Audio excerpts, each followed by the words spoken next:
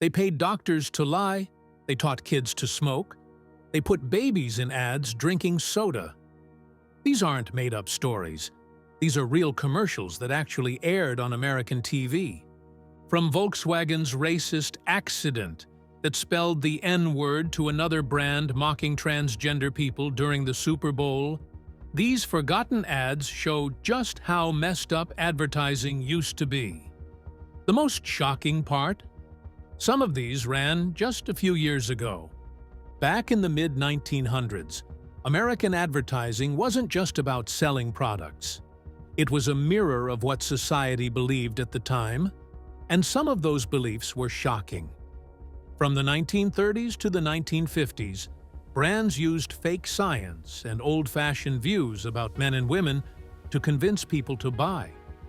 Looking at these ads now feels like stepping into another world, one where harmful ideas were treated as normal.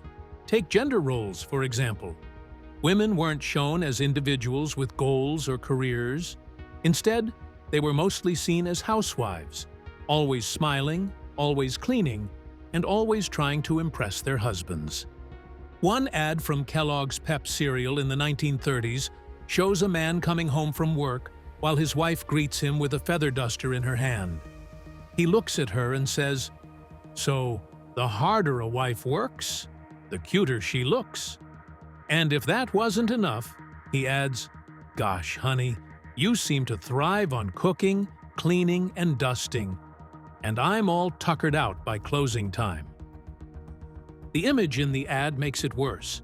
He's holding her chin like he owns her, while she stares up at him, smiling. The message was clear. Women were supposed to be beautiful, hardworking at home, and happy about it. The cereal wasn't just food. It was sold as a way for women to stay attractive and useful. This idea, sadly, matched how most people saw gender roles back then. A man worked hard outside. A woman stayed quiet and pretty inside. This wasn't just one ad. Studies show that women in those days were often shown as wives, mothers, or sisters, never as leaders, decision-makers, or experts. When women were in ads about jobs, they were usually just assistants or had no real authority. Even when shown next to men, they looked much younger, reinforcing the idea that youth mattered for women, but not for men. And all of this wasn't harmless. It made women feel small, unimportant, and stuck in the background of society. But as bad as those gender messages were, some ads took things even further with fake science. One of the wildest examples was a 1950s campaign by 7-Up. The company actually ran ads showing babies drinking their soda.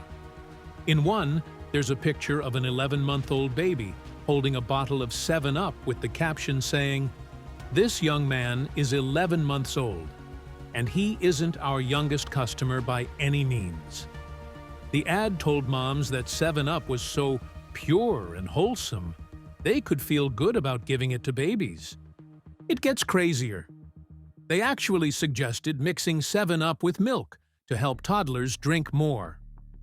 According to the ad, pour the 7-Up gently into the milk. It's a wholesome combination, and it works. Today, we know giving soda to babies is a terrible idea. But back then, this was treated like helpful advice from a trusted brand. And it wasn't just soda companies bending the truth. Cigarette companies went even further. In 1946, Camel cigarettes launched a campaign with the line, "More doctors smoke Camels than any other cigarette." That slogan was everywhere for years. It sounded official, like doctors had approved it. But the truth behind it was completely fake. The so-called survey of over 113,000 doctors was run by Camel's own advertising agency. They handed out free cigarettes at medical events and then asked the doctors what they smoked. Of course, most said Camels, because they just got a free pack. That didn't stop the company from using the numbers to make it look scientific. Camel even had something called a medical relations division. but it was led by someone with no science background. They funded research just to use it in ads, focusing on things like how fast their cigarettes burned or how much nicotine was in them. Then they claimed Camels were safer than other brands, without any real proof. At a 1942 medical conference, the company went all out. They set up a flashy exhibit with giant photos, scientific-looking machines, and dramatic displays. It looked like real medical research, but it was all for show. The goal was simple: make people think smoking Camels was backed by science. In the early 2000s, Nike went all in on Lance Armstrong. At the time, he was a cycling legend, winning races and beating cancer. But he was also surrounded by rumors. People were saying he was using drugs to win. Nike didn't back away. Instead, they launched a bold ad campaign. One of the most famous commercials showed Armstrong riding hard and saying, "What am I on? I'm on my bike, busting my ass 6 hours a day." It was sharp, sarcastic, and meant to shut everyone up. The ads ran everywhere, especially during big races, from 2001 to 2005. Nike was trying to turn him into a victim of gossip, someone who worked too hard to need drugs. They spent about $40 million backing him. Even when more evidence came out, Nike stood by his side. They defended him in press conferences, still aired the ads, and kept calling the doping claims unfair. But as the truth started creeping closer, the commercials started to feel weird. Armstrong wasn't just denying the rumors, he was mocking them. And eventually, in 2013, he confessed. On national TV, with Oprah. That's when everything changed. The ads that once made people cheer suddenly made them cringe. Nike deleted everything, but by then, over 150 million people had already seen them. It was too late. Then there was the FedEx commercial. In 2000, they made an ad with Steve Irwin, the beloved crocodile hunter. In it, he gets bitten by a deadly snake while filming in the wild. He says the only way he'll survive is if FedEx delivers the antivenom fast. But the help doesn't come, and he collapses. At the time, it seemed like a funny way to show the importance of fast delivery. But just 6 years later, Irwin died in a freak accident while filming, stabbed in the chest by a stingray's barb. After that, the old FedEx ad didn't feel funny at all. It felt like a bad joke turned real. People who saw both the ad and the news couldn't believe the coincidence. FedEx pulled the commercial right away, but the damage was done. It had already aired more than 2,000 times.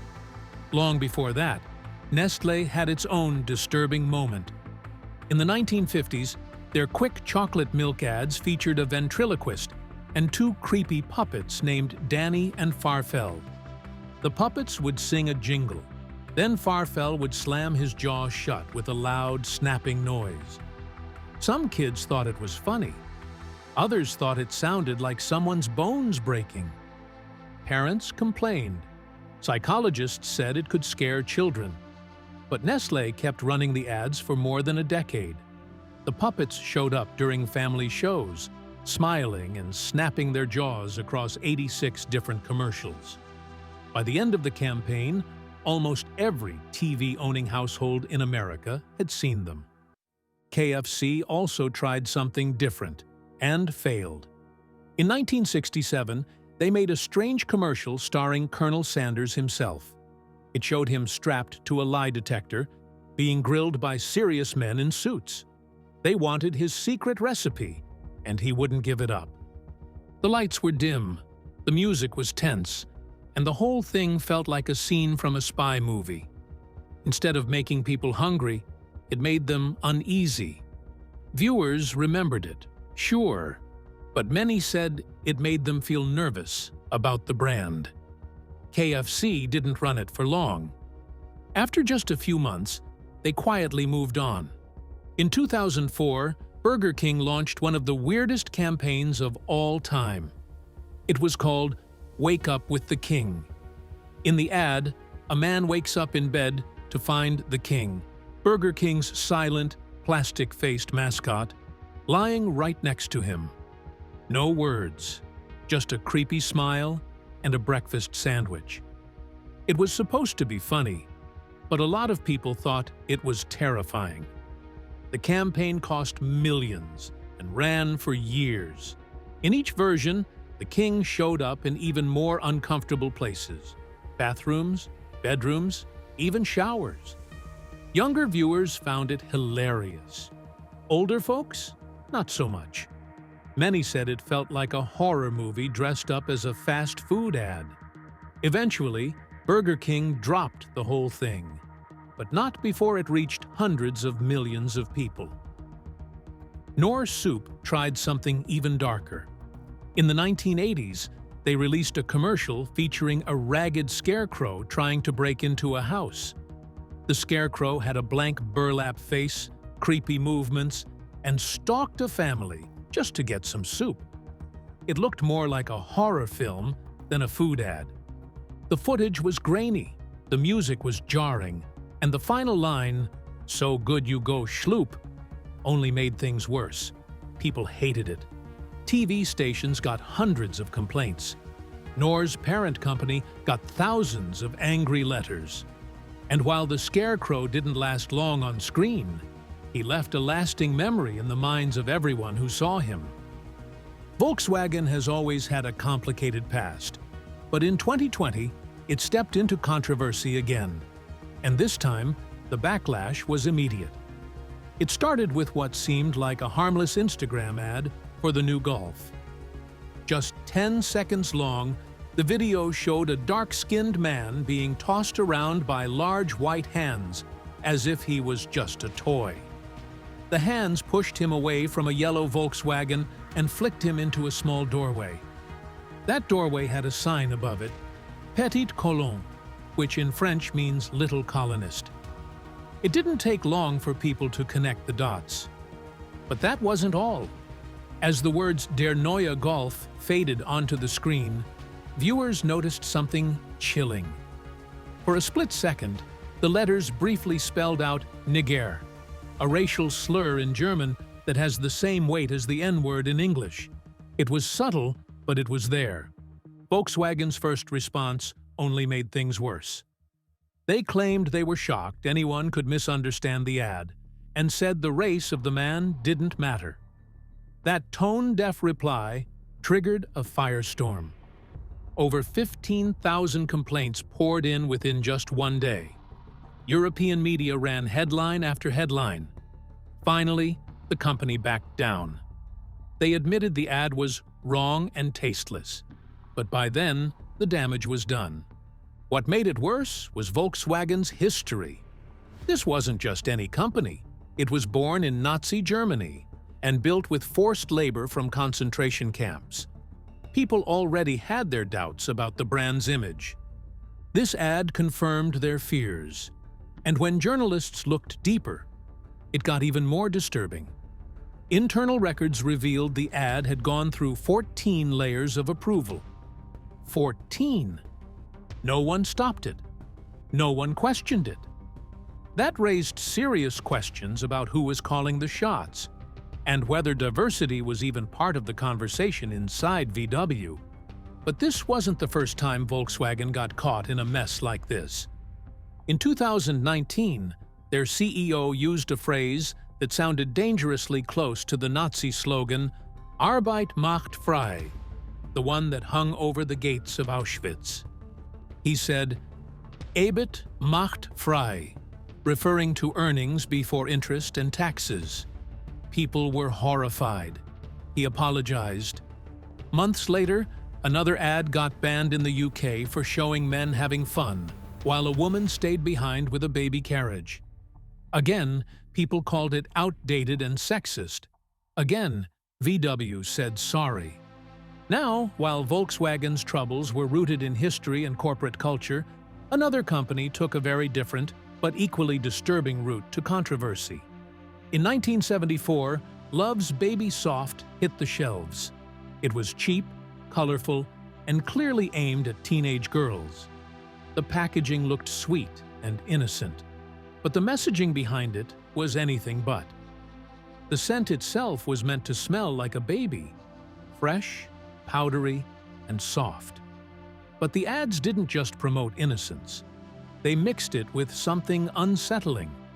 One TV commercial actually said, "There's one person nobody can resist, and that's a baby."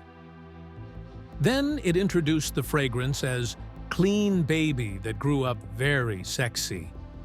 Meanwhile, the screen showed a teenage girl licking a giant lollipop in a way that felt more like a scene from a strip club than a perfume ad. That wasn't the worst of it. One print ad showed a girl who looked no older than 10. She wore makeup, red lipstick, mascara, the works, and clutched a white teddy bear. Her lips were slightly open. The teddy bear even had red lips. It was all staged to look innocent, but it didn't feel that way. The words in the ad didn't help either. It may be the sexiest fragrance around. Critics didn't hold back. They called it creepy, disturbing, and dangerously close to sexualizing children. But back then, there weren't as many rules or watchdogs for advertising standards. The campaign ran for years. Around the same time, another brand took a completely different approach. Budweiser gave us 3 frogs that could only say Budweiser. It was silly, kind of weird, and totally unforgettable. The guy behind it? Gore Verbinski, who would later direct the Pirates of the Caribbean movies. The frogs became so popular they got their own universe. Chameleons, a jealous ferret, and even scheming lizards trying to steal the spotlight. By the end of the 90s, Budweiser had a bigger slice of the market and a bunch of talking animals that somehow made beer even more iconic. Then there were the Mentos ads. They looked a bit cheesy on purpose, people solving problems in bizarre ways after popping a mint, like someone rolling over park benches in their car to escape traffic. Every ad had that upbeat jingle. Fresh goes better with Mentos, fresh and full of life. It was goofy, sure, but it worked. By the mid-90s, most people could remember the slogan without even trying. And Mentos sales soared. Meanwhile, Grey Poupon, a mustard, was trying to make you feel fancy. One man in a Rolls-Royce leaned out and asked another, "Pardon me, do you have any Grey Poupon?" That one line turned a simple condiment into a symbol of class. Suddenly, people thought using that mustard made them feel upper class. It wasn't cheap either, but the campaign paid off, turning a small-time mustard into a market leader with luxury status. But not all ads were just fun and catchy. Some pushed boundaries too far. In 1971, National Airlines ran an ad campaign where attractive flight attendants said, "Fly me." At first glance, it seemed like just another slogan, but it wasn't subtle.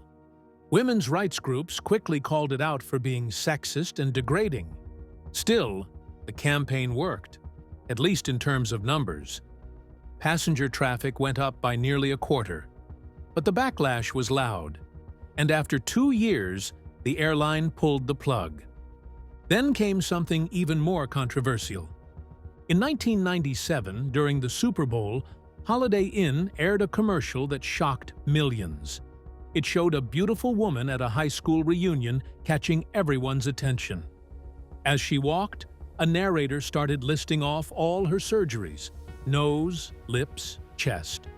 A man walks up to flirt with her, but his face changes when he realizes she used to be a man named Bob. The final line compared her transformation to Holiday Inn's hotel upgrades. "Imagine what Holiday Inn will look like when we spend $1 billion." That ad aired in front of nearly 88 million people, and it didn't take long for the outrage to start. Holiday Inn's phones lit up with complaints. Just 2 days later, they pulled the ad from future broadcasts. But behind the scenes, Some executives weren't too bothered. One even said they spent $2 million on the ad, but got $10 million in publicity. The LGBTQ+ community had mixed feelings. Some saw the woman's confidence as a good thing. Others hated how the man's reaction, pure horror, was used as the punchline. It made being transgender feel like a joke, especially on such a massive platform where people expected progress, not mockery. Just a few years later, another Super Bowl ad had sparked its own wave of outrage, this time from a very different direction. In 2011, Groupon was still a new company, and they wanted to make a big splash. Their commercial began like a documentary, showing peaceful images of Tibet, with actor Timothy Hutton talking seriously about a culture in danger. For a moment, it felt like a public service announcement. But then, just as viewers were getting drawn in, the mood changed completely. Hutton suddenly smiled and said, "But they still whip up an amazing fish curry." He was sitting in a restaurant, laughing about the deal he got using Groupon. That twist made people furious. Twitter lit up with angry posts, and Facebook groups calling for a boycott quickly popped up. Human rights groups were outraged. To many, it looked like Groupon was turning a serious crisis into a joke, just to sell coupons. The backlash even reached China, where the government blocked Groupon's website in response. The strange thing was, Groupon had actually partnered with a charity that supported Tibetan causes. For every deal bought, they planned to donate money, but none of that was mentioned in the ad. So viewers didn't see a campaign with good intentions. They saw a company making fun of suffering. The ad wasn't just about Tibet either. It was part of a series that also included jokes about the Amazon rainforest and endangered whales. All followed the same formula. Start serious, then switch to a Groupon deal. The idea, according to the company, was to mock how businesses use emotional messages to sell things. But it didn't come across that way. Viewers didn't think it was clever. They thought it was cruel. Groupon's founder defended the ad at first, saying it was meant to poke fun at corporate gimmicks. But a few days later, the company pulled the ads and apologized. They admitted the joke didn't land the way they hoped. It wasn't enough to stop the damage, though. Their public image took a hit, and even their stock price suffered when they eventually went public. The timing made things worse. Tensions between the US and China were already high over Tibet, and the Dalai Lama had just met with President Obama. Against that backdrop, joking about Tibetan struggles felt especially disrespectful. On a quiet October day in 2017, Dove dropped what looked like a harmless little ad on Facebook. It was just 3 seconds long, but it exploded like a bomb. In the clip, a black woman took off her brown shirt, and underneath, she turned into a white woman. Then, the white woman turned into an Asian woman.